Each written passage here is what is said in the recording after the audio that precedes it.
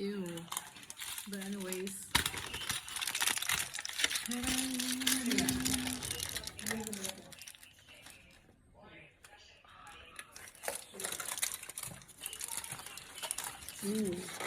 Mainit pa.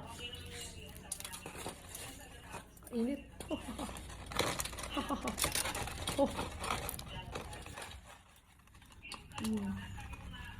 Wow. Oh.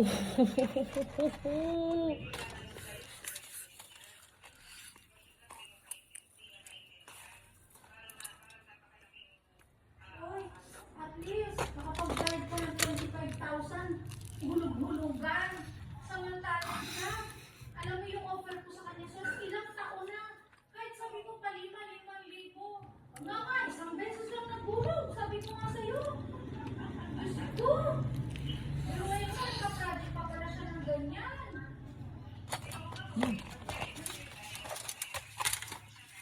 There's mushroom, Oo! Sabi nga ni Eunice sa akin. spinach, and cheese. Ako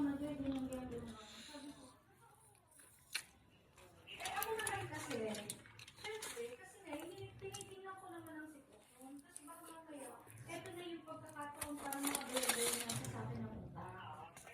Pero, ikaso tingnan mo, mangluloko pa rin siya. Nag-aano siya ng proposal na puro pakabig sa kanya. Eh, ano naman ang pinagkakawakan ko? Kaya na, ang dami naman niya sa akin checking ng mga nag-bounce-bounce na wala naman wala.